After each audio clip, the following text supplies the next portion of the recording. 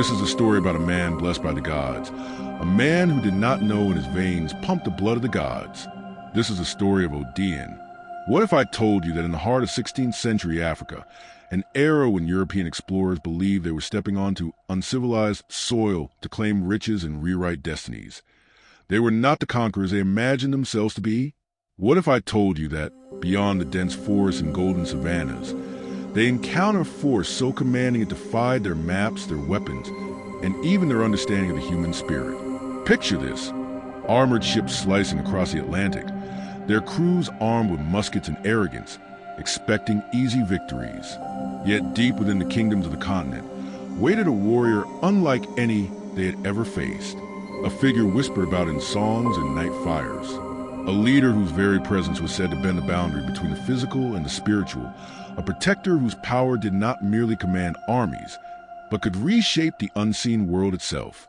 This was not the story of a passive land waiting to be conquered. This was the story of a warrior whose strength rattled the foundations of empires and made foreign invaders question everything they believed about dominance, divinity, and destiny. Close your eyes and travel with me. Today, we tear open the fabric of time and journey back to 1550, to a world where kingdoms rose like thunder and power was measured not only by armies, but by the favor of the gods themselves. Our destination is the mighty Benin Empire, a civilization so advanced, so breathtaking in its brilliance, that European travelers will return home stunned, confessing that Benin's walls, art, and order eclipsed the greatest capitals of their own continent. In the heart of this empire stood a man destined to shake the very boundary between mortal and divine, Odin. To his people, he was a king. To his enemies, a storm. To the spirits of the unseen world, he was a chosen sentinel. He believed he was fighting to protect his kingdom from foreign shadows creeping across the horizon, merchants with smiles that had muskets, explorers whose maps dripped with hunger for land and gold. But the truth was far greater and far more dangerous. Every strike of his sword, every decree from his throne, echoed not only through the palaces of Benin, but through the realms of the gods, where spirits and ancestors waged a silent war for the soul of the world. This is the epic tale of Odin, the king who thought he was defending his empire, but was, in fact, holding back a cosmic tide, a tide that, if unleashed, could shatter the delicate bridge between the human and the divine forever. This is not just a story. It is a living heartbeat of love, of ancestral power, and of a destiny forged in fire. It is a tale where kings and queens walk beside the spirits of their ancestors, where every choice carries the weight of generations, and where a single decision can tip the balance between conquest and wisdom. Prepare yourself to step into a world of towering empires, of sacred rituals, of warriors whose courage was matched only by their connection to the unseen world. This is a journey across time, through palaces gilded in bronze, forests alive with spirits, and battlefields where the fight was not just for land, but for the very soul of the people. This is a journey that will challenge what you believe about power, about love, and about the timeless struggle between human ambition and divine wisdom. This is far more than a story. It is a heartbeat carried across centuries, an echo of love, of ancestral power, and of choices so immense they could rewrite the fate of nations. It is a tale where kings and queens do not merely rule, but speak with the spirits of their ancestors, where the earth itself seems to listen as mortals weigh the impossible, the intoxicating lure of conquest, or the eternal wisdom of restraint. Tonight, we invite you to leave behind everything you thought you knew about Africa. Forget the half-told myths of explorers and conquerors. Step instead into an Africa of towering empires, of bronze-gilded palaces whose walls shimmered like captured sunlight, of marketplaces alive with the drumbeat of trade and the low hum of sacred rituals. Here, every decision is watched by the eyes of the ancestors. Here, love is not simply a feeling, but a force strong enough to sway the balance of the universe. For the next hour, you will walk among warrior kings and seer queens, feel the heat of battles that were fought not just for land but for the very soul of the world. You will hear the clash of swords echoing against the whispers of ancient gods. And with every revelation, the Africa you once imagined will crumble, only to rise again, brighter, fiercer, and far more powerful than history ever dared to tell. This is a journey of passion and prophecy, of triumph and sacrifice. When it ends, you will not merely understand African history. You'll feel it burning in your blood and singing in your bones. Prepare yourself, because once this story begins, there is no turning back. Picture this. The year is 1550. Europe is stumbling into the dawn of a new age. Gunpowder still a novelty. Kingdoms locked in endless wars. Cities wrapped in the smoke of blacksmith forges. But far across the Atlantic, beyond the reach of their fragile maps, another world thrives. One so magnificent, so ahead of its time, that would shatter every European notion of power and progress. Welcome to the Benin Empire of West Africa. Here, beneath the blazing sun, rise walls so vast they stretch farther than the Great Wall of China. Here, artisans work not with crude tools, but with a mastery of bronze casting so precise, so impossibly intricate, that the first Europeans who laid eyes on it refused to believe it was the work of human hands. They called it magic. They whispered that only sorcery could shape metal into masks that seemed to breathe, into plaques so detailed they told entire histories in a single glance. While Europe struggled to ignite the first sparks of the gunpowder age, Benin had already unlocked a science of metallurgy that blurred the line between craft and miracle. Every royal court panel, every lifelike sculpture was not merely art. It was a declaration of spiritual power, a reminder that the kingdom's connection to its ancestors and its gods ran deeper than any foreign invention. This was no hidden village. This was an empire of genius, a civilization whose brilliance would leave foreign visitors speechless and whose legacy would defy the centuries. And in this golden age, as European ships crept closer with their cannons and greed, Benin stood as a living testament to an Africa the world was never meant to forget. Sweeping shots of Benin City, bronze plaques, bustling markets. The year is 1550, and deep in the heart of West Africa stands a city so astonishing, so alive with brilliance, that European travelers would one day struggle to describe it without trembling. This is Benin City, the beating heart of an empire that rivals London in size, wealth, and sophistication. Its avenues are wide and perfectly planned. Its markets overflow with ivory, coral, and shimmering bronze. Towering ramparts and massive earthen walls, stretching for hundreds of miles, encircle the capital like the embrace of the ancestors, a fortress so vast that even Europe's greatest engineers could scarcely comprehend its scale. For centuries, the civilization has flourished, crafting art so intricate it borders on the supernatural, forging laws so refined they guide not just the living, but the spirits of the dead. Within these walls, kings converse with priests, traders bargain beneath carved wooden gates, and artisans shape bronze into masks that seem to breathe with ancestral power. Benin City is not merely thriving. It is a vision of African genius at its height, a jewel of order and beauty that outshines many of the grandest capitals of Europe. But tonight, as the sun dips low and the drums of celebration echo across the courtyards, the air carries a warning. Far beyond the mighty walls, across the endless ocean, ships are stirring. Foreign sails rise like pale ghosts against the horizon. The first whispers of muskets and greed ride the salt winds toward Benin. The ancestors feel it. The priests sense it. Even the earth itself seems to hold its breath. For while Benin City stands unmatched in strength and splendor, storm clouds are gathering, clouds of iron, ambition, and betrayal. And soon, the world will discover whether this great empire's walls can withstand not just armies, but the tide of history itself. But what the Portuguese explorers do not realize, what their polished maps and gleaming cannons can never prepare them for, is that they are sailing toward confrontation far beyond the limits of their understanding. They believe they are coming for trade, for ivory, for gold. They think their muskets and gunpowder make them untouchable. But the world they are about to enter is not governed by the cold logic of steel and ships. Beyond the mist of the West African coast lies a power older than any European crown, a force woven from ancestral memory and divine will. Here, kings do not merely rule, they commune with spirits. Here, bronze does more than shine. It speaks, carrying the voices of ancestors through every mask, every plaque, every sacred carving. The Portuguese may see only walls of clay and wood, but hidden behind those walls are guardians both mortal and eternal, warriors whose strength flows from bloodlines blessed by the gods themselves. Every step these explorers take will bring them deeper into a world where the air hums with rituals they cannot translate, where a single misstep can awaken forces their science cannot measure. They will not just face a kingdom. They will face a cosmic order, an alliance of the living and the dead, determined to protect the sacred balance of the Benin Empire. The Portuguese think they are crossing an ocean to conquer.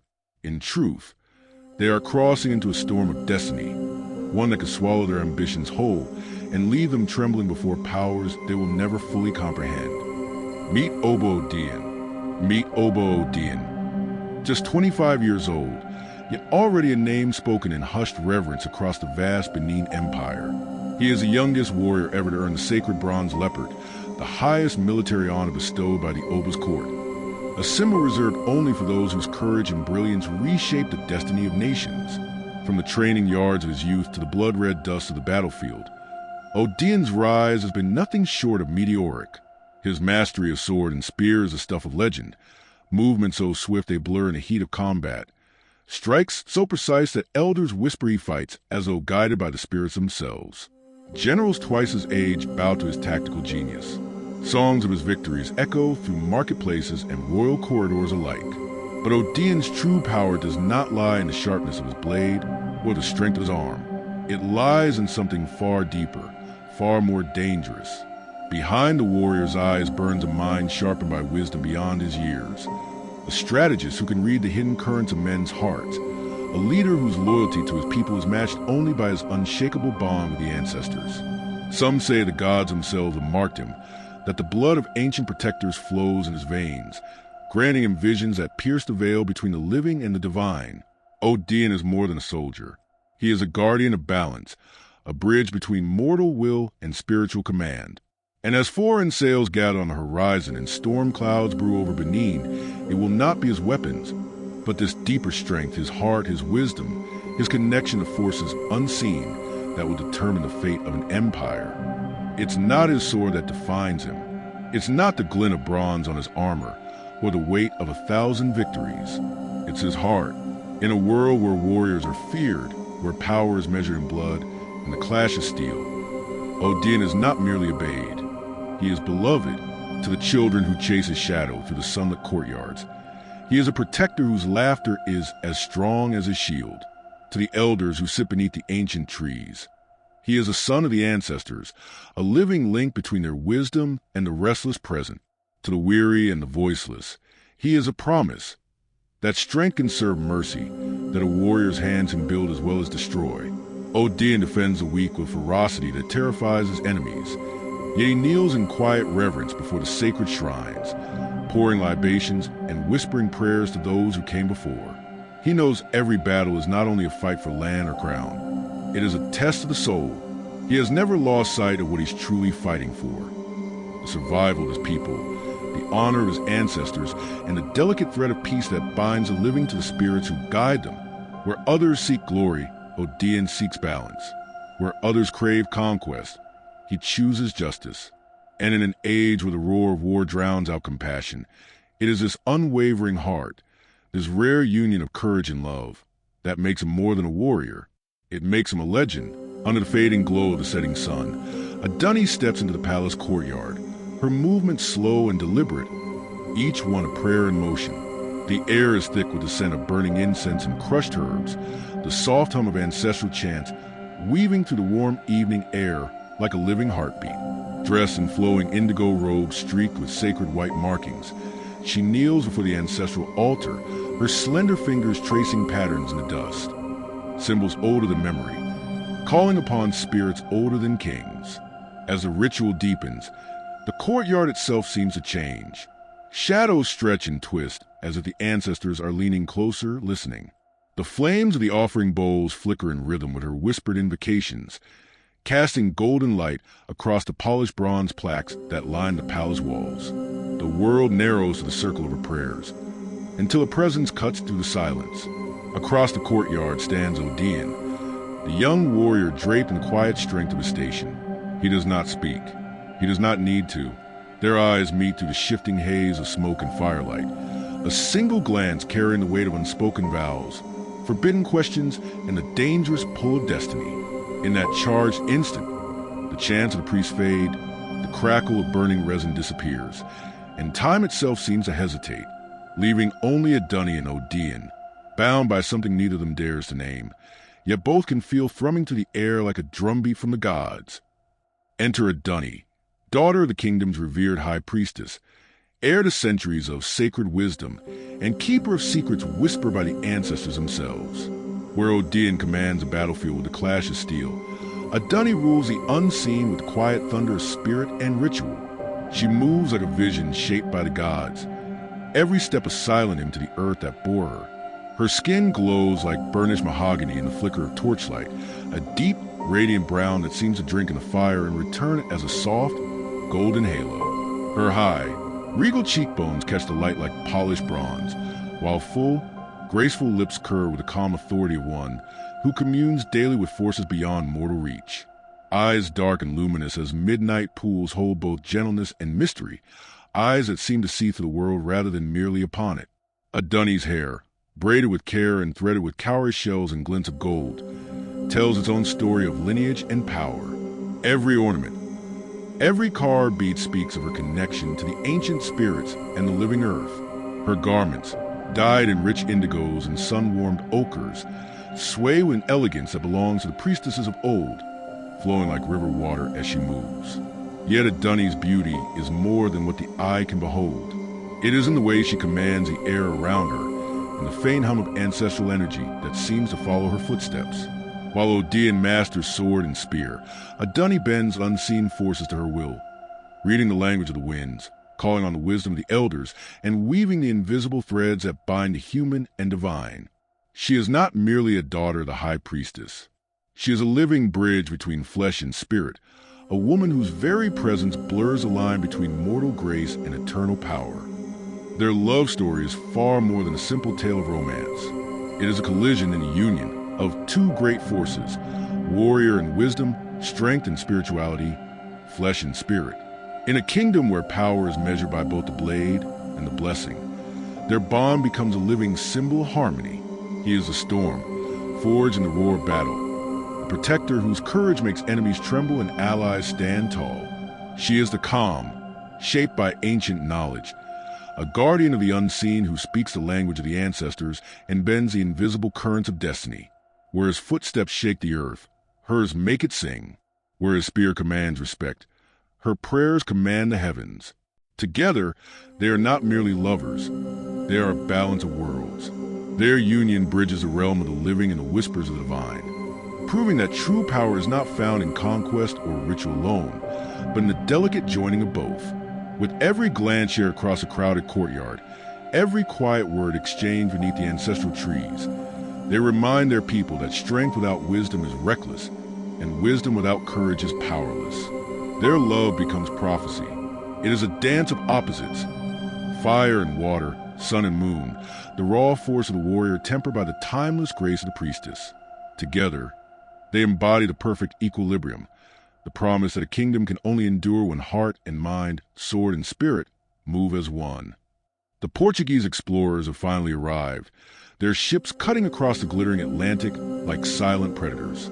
They come draped in the language of friendship, their lips sweet with promises of trade. Ivory for spices, bronze for wine, gold for glittering trinkets. They bow low and smile wide, presenting gifts and speaking of mutual prosperity. But Oba Odeon is no fool. Years of battle have honed his instincts sharper than any blade, and the unease coiling in his chest cannot be silenced. Their eyes, too calculating. Their maps, too detailed. Their curiosity about Benin's walls and warriors, far too eager. Odeon sees what the others do not. These men are not merchants driven only by profit. They move like scouts, measuring distances, counting soldiers, weighing weaknesses. Every polite question is a probe. Every gift is bait. The ancestors whisper in the wind, urging caution. The scent of danger rides the salt air. Odeon feels in the tightening of his grip on the hilt of his sword, in the quiet way the Portuguese glance at one another when they think no one is watching. These visitors have not crossed an ocean merely to barter trinkets and leave in peace. They are the advanced shadow of something far darker, a tide of greed and conquest that hungers for more than trade. And as the sun dips behind the towering walls of Benin City, Odeon knows with chilling certainty, This meeting is not the beginning of commerce. It is the opening move in a game of empire, a game that could decide the very survival of his people. While Oba Essegy sits in the royal court, negotiating in good faith, his every word measured with the dignity of a ruler who seeks peace and prosperity for his people, the Portuguese smile and bow, their voices smooth with promises of friendship and trade. They speak of mutual gain, of ivory and coral, of fine cloth and precious metals, presenting gifts of wine and trinkets as though they come only to exchange goods and goodwill. But behind those courteous gestures lies a far more dangerous mission. Even as the Oba's envoys pour palm wine and share the stories of their ancestors, the Portuguese envoys are mapping every inch of the kingdom's defenses. Their eyes dart to the massive earthen walls that encircle Benin City, silently measuring their height and thickness. They count soldiers in the courtyards, memorize the movements of the palace guards, and study the hidden gates where trade routes meet. Every feast becomes an opportunity to calculate the wealth of the royal treasury. Every casual question masks a probe for weaknesses. They sketch mental maps of the great markets, the bronze workshops, and the sacred shrines, noting the treasures that would tempt a conqueror heart. They watch how the Benin warriors handle their spears, how quickly the gates close at night, how the city answers the sounding of war drums. To the unsuspecting, it seems like curiosity, but to trained soldiers, it is reconnaissance. For while Oba Essegy extends the open hand of alliance, the Portuguese are already planning their return, not as guests, but as predators. They envision fleets far larger than the handful of ships anchored offshore, cannons hidden in their hulls, and soldiers ready to reduce this thriving empire to another notch on Europe's map of conquest. Comment below. Do you think Kwame should trust his instincts or follow his king's diplomatic approach? Kwame discovering ancient scrolls in a hidden chamber. While desperately searching for answers about Deo's sudden transformation, Odion follows a trail of cryptic symbols and whispered warnings that lead him deep into the heart of the royal palace. Night has fallen, and the great corridors lie silent, lit only by flickering torches that cast restless shadows along the ancient bronze plaques. Every step echoes against the stone, a sharp reminder that he is trespassing in places where even the bravest warriors fear to tread. His instincts guide him past guarded hallways and beneath carved doorways until he reaches a narrow staircase spiraling downward, hidden behind a tapestry depicting battles long forgotten. The air grows colder as he descends, heavy with the scent of damp earth and old incense. The walls here are different, older, etched with sacred markings that pulse faintly in the dim light, as the ancestors themselves are watching his every move. At the bottom, Odion finds a heavy wooden door reinforced with iron and sealed with symbols of protection. His heart pounds as he pushes it open, the hinges groaning like ancient spirits disturbed from their slumber. Beyond lies a hidden chamber, a vault untouched by time, its vastness swallowing the flicker of his torch. Stacks of scrolls, tablets, and bronze plaques rise like silent sentinels, their surfaces covered in scripts older than any living memory. Dust dances in the air like tiny spirits awakened by his presence. Here are records that stretch back centuries, chronicles of kings and warriors, of rituals and prophecies long concealed from the world above. Each artifact hums with a quiet, unearthly energy, as though the knowledge within is alive, waiting for the one brave enough to claim it. As Odion steps deeper into the chamber, a shiver runs down his spine. Somewhere in these forgotten texts lies the truth about Deo's transformation. Truth that could protect the kingdom or unravel it. But with every heartbeat, he senses another force at work, something ancient and watchful, reminding him that some secrets are hidden not to be found but to be feared. Close-ups of ancient writings, family lineage charts. What he finds in these ancient records will shatter everything he believed about his destiny.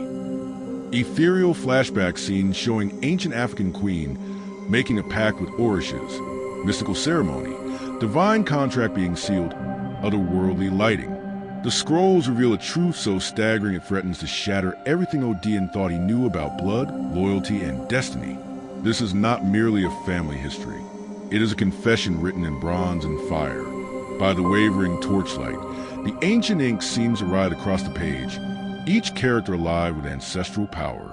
The words speak of an event so forbidden that it was buried beneath layers of secrecy. Odion and Deo are not merely descendants of Ogun. the iron-wielding god of war and creation. They are Ogun, not metaphorically, not symbolically, but the living embodiment of the deity himself, split into two mortal vessels by a ritual so dangerous it could warp the fabric of the spiritual world. The scroll describes the night it happened. Queen Idia, Odine's own great-grandmother, stood beneath a blood-red moon, the palace drummed silent, the air thick with sacrifice and smoke.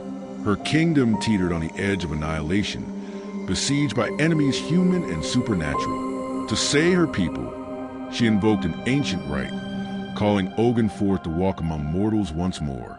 But the god's full essence was too vast, too volatile for a single human body.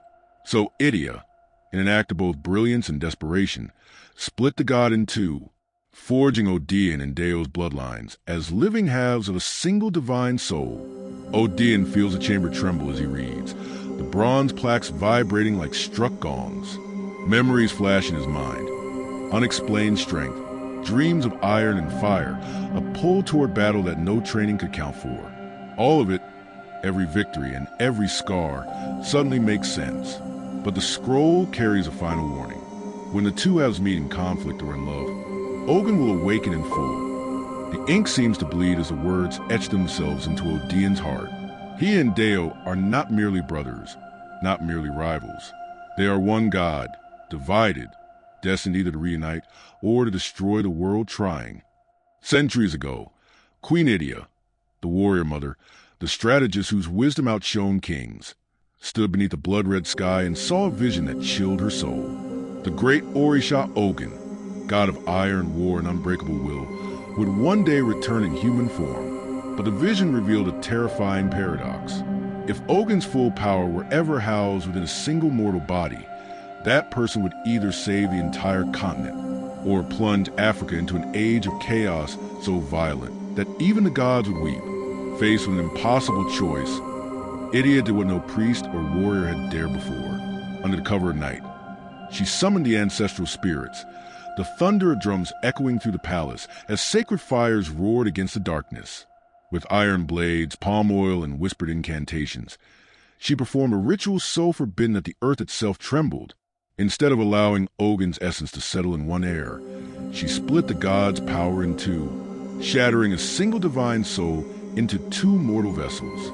Two children, two destinies, two halves of God who could never be allowed to fully awaken. She decreed that these souls would be born generations apart, scattered by time and bloodline, yet drawn inexorably toward one another by the pull of fate. The scrolls speak of a day when these two would finally meet, not as allies, but as mirrors of the same eternal force.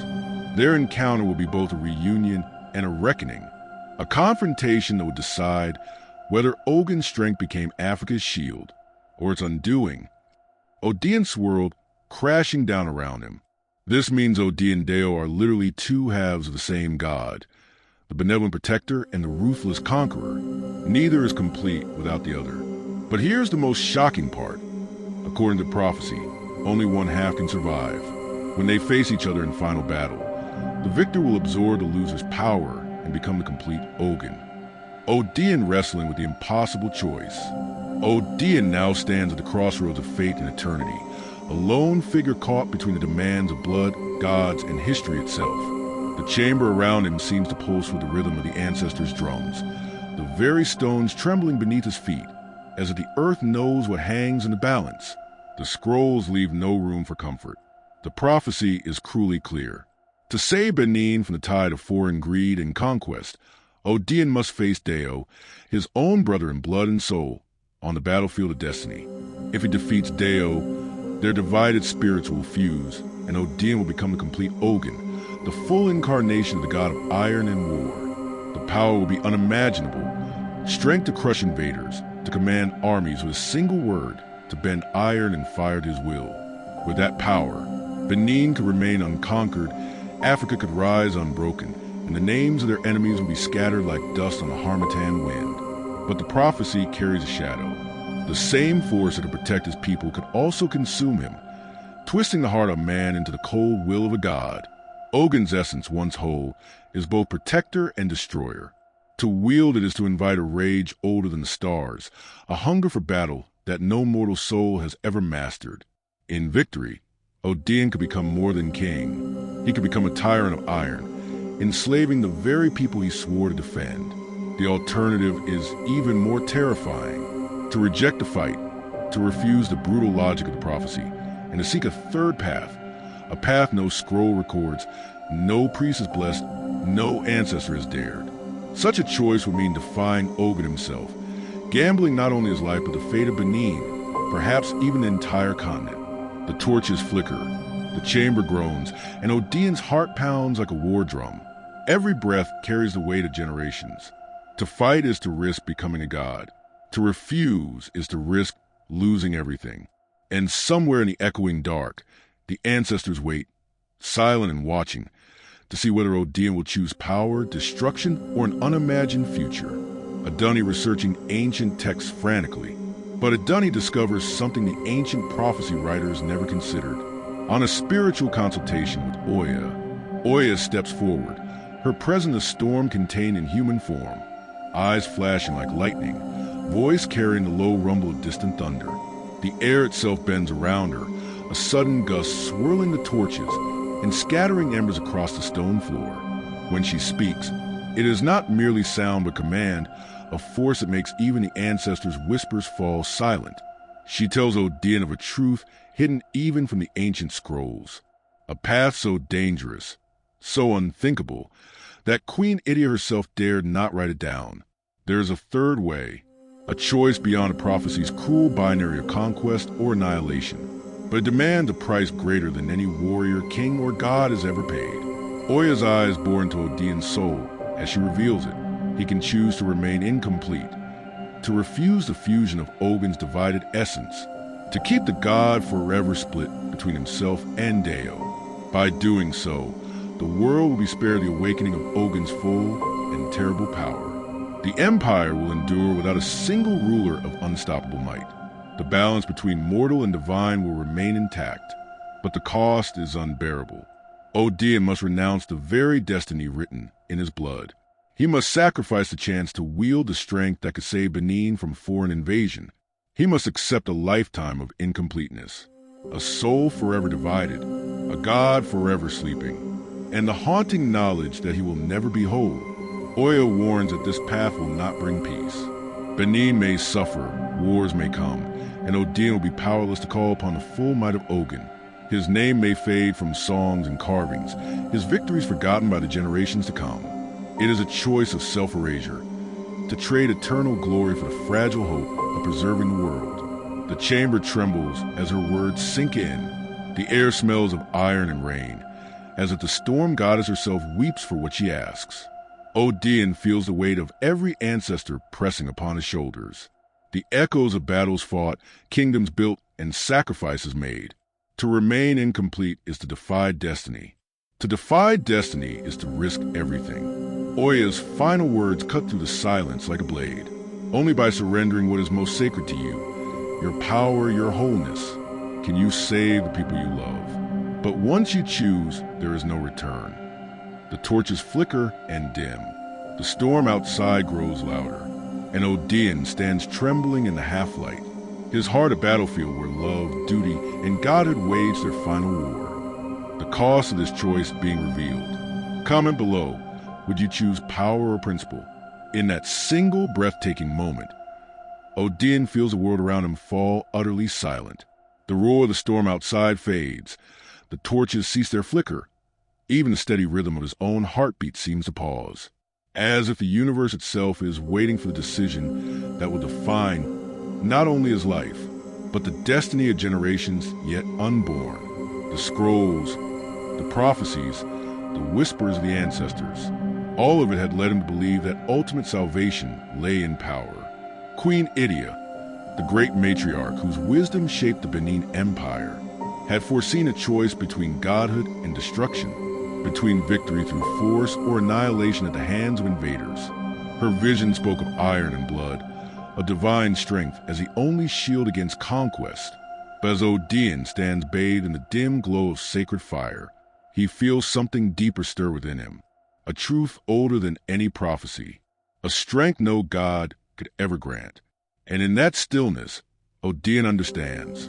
His great-grandmother, brilliant though she was, had been wrong about one thing. The greatest power is not the ability to crush enemies, nor the right to rule empires, nor the intoxicating certainty of immortality. It is the quiet, defiant courage to remain human, when every temptation urges you to become something more.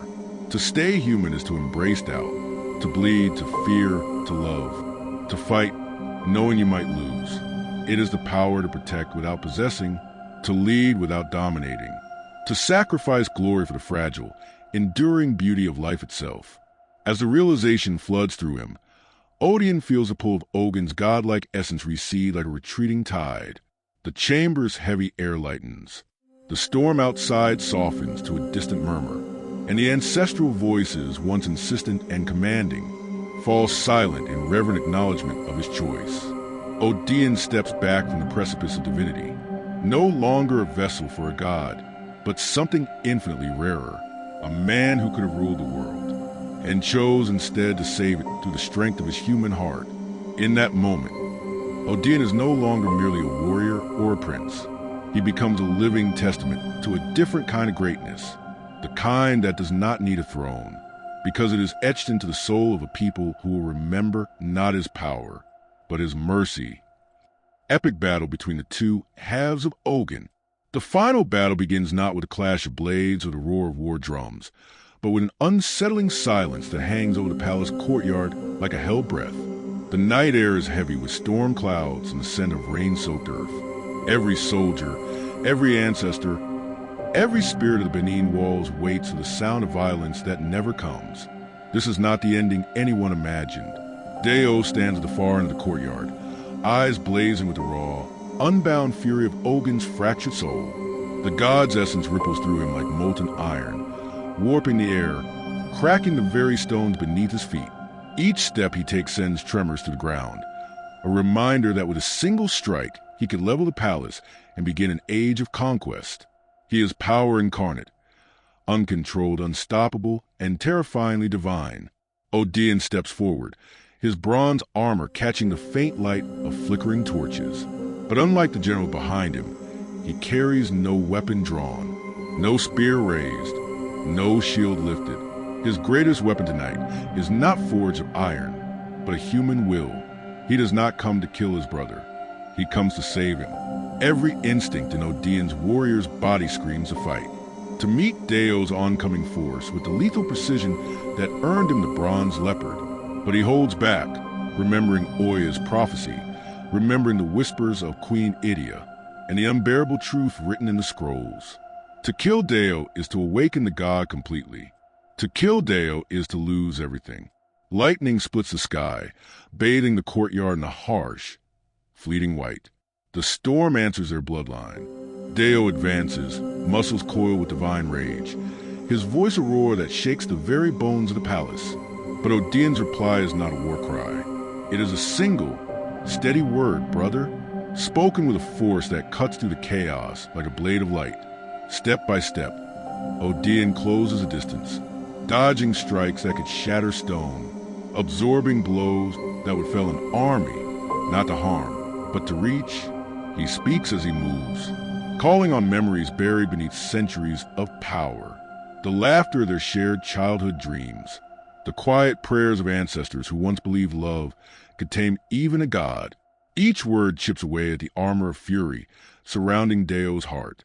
Each plea is a reminder of humanity still buried inside the divine. Odin bleeds, staggers, but refuses to stop. Every wound is a declaration. I will not fight you. I will not kill you. I will save you. And then, in the storm's deafening crescendo, for just an instant, the god's fire in Deo's eyes flickers. The thunder quiets. The iron scent of blood is replaced by the faint sweetness of palm wine and earth. A memory, a bond, a choice. The battle is not one with swords or sorcery. It is one with the most dangerous force of all, the unbreakable, human love of a brother who refuses to surrender to destiny. In that moment, the gods themselves fall silent, watching as Odin proves that even in the shadow of divinity, It is the heart, not the weapon, that decides the fate of empires. These aren't just art pieces, they're spiritual anchors connecting the living to those who came before. Odin feels especially drawn to the plaques depicting Ogun, the Orisha of iron and war. If you enjoy such stories, please like and subscribe to this YouTube channel. Then something happens that no one could have imagined. A Dunny steps forward, her bare feet echoing against the stone courtyard as thunder rumbles overhead. All around her, warriors hold their breath. The air crackles with the raw energy of a god about to awaken. But a Dunny moves with calm, steady grace, as if the storm itself bends to let her pass. Before her stand the two halves of Ogun, Odin, bleeding but unbroken, and Deo, burning with the fury of a god. The ground trembles beneath their power. Yet a Dunny does not flinch. She carries no sword, no shield, no charm protection.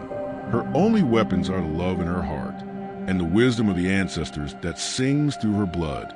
Every step she takes is a prayer.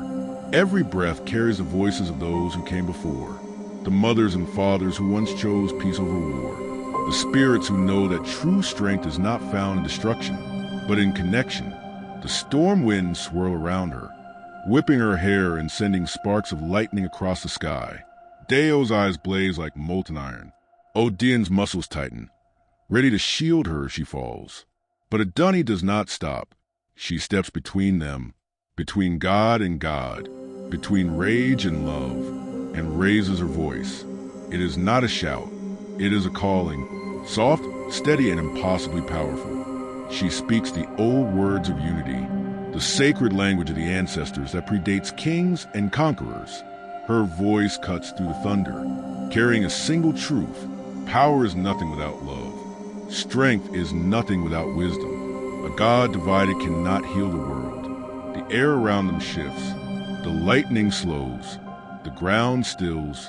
And for the first time, the two halves of Ogun, warrior and shadow, brother and brother, hesitate. A Dunny stands alone at the center of it all.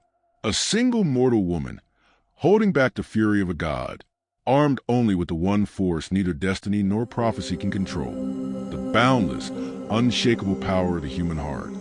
The moment Deo begins to remember, the air crackles with divine energy as Deo hovers above the mortal realm, his eyes blazing with celestial fire. Power courses through his veins like liquid lightning, and the very fabric of reality bends to his will. He has transcended humanity, risen beyond flesh and bone to become something greater, something terrible and magnificent. But then she speaks. Her voice cuts through the cosmic storm surrounding him, gentle yet unwavering. Each word falls like a stone into still water, sending ripples through his consciousness. Look at yourself, Deo. Her tone carries neither fear nor reverence, only a deep, aching familiarity. Look at what you become. He turns toward her, his form shimmering between mortal flesh and divine radiance. The madness of godhood swirls his mind. The intoxicating rush of infinite power, the whispers of cosmic secrets, the temptation to reshape the world according to his will. I am beyond what I was, he declares, his voice echoing with supernatural authority. I am. You are lost, she interrupts, stepping closer despite the dangerous energy radiating from his form. You're drowning in power and calling it ascension. The divine fury in his eyes flickers. Just for a moment, she reaches out, not quite touching him, but close enough that he can feel the warmth of her mortal presence. You were human before you were a god, Deo, and being human meant you could love. The words pierce through the celestial storm in his mind like arrows of truth. They find their mark in a small, quiet part of his consciousness that remembers what it felt like to be fragile, to be vulnerable, to need someone else's touch to feel whole. Love, she continues, her voice growing stronger, meant you could choose compassion over conquest. It meant you could see the beauty in imperfection, find strength in weakness, discover meaning in mortality itself. The divine radiance around him wavers, and for a heartbeat, he looks almost human again. That love, that humanity, it's still there, buried beneath all this power. The question is, will you remember before it's too late? This is why love stories matter. Like if you believe love can conquer even divine power, The two halves of Ogun stand facing each other on a sacred mountain, the weight of divine reunion hanging in the air between them. One embodies a forge, creation, craft, the gentle shaping of metal into tools that build civilization. The other carries a blade, war, destruction, the terrible necessity of violence in defense of home.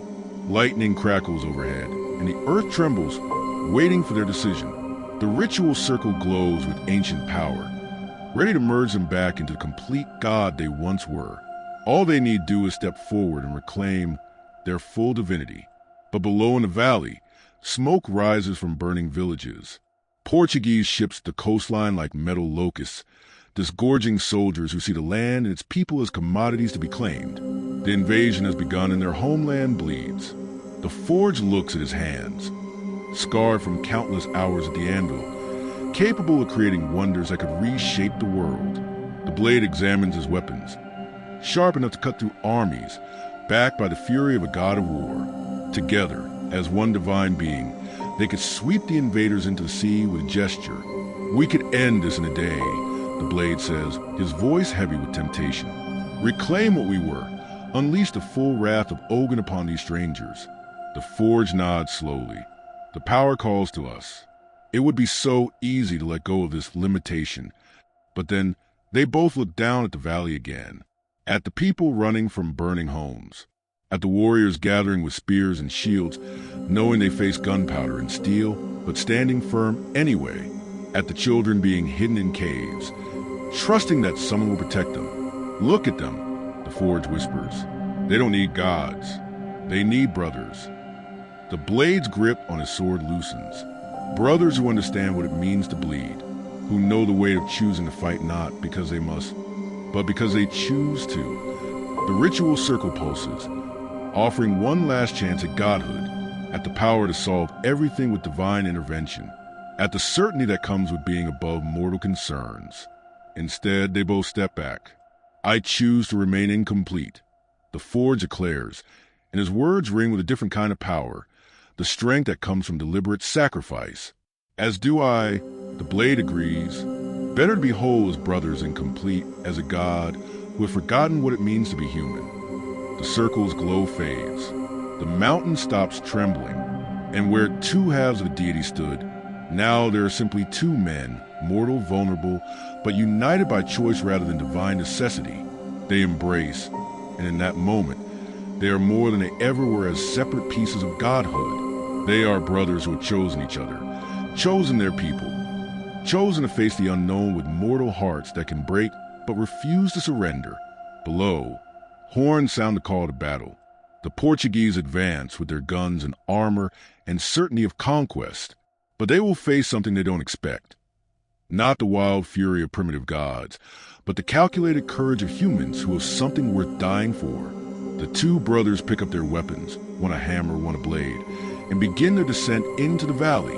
Behind them, the abandoned ritual circle cracks and crumbles, its divine purpose fulfilled in the most unexpected way. They go not as Ogun divided, but as something new, mortal men who have tasted godhood and chosen humanity instead. In the end, this makes them more dangerous than any deity, because they fight not from divine mandate, but from human love. The Portuguese fleet retreating in confusion, and that perhaps is the most powerful force of all. And sometimes that's more powerful than any divine intervention. Please like and subscribe to support this channel. Thank you.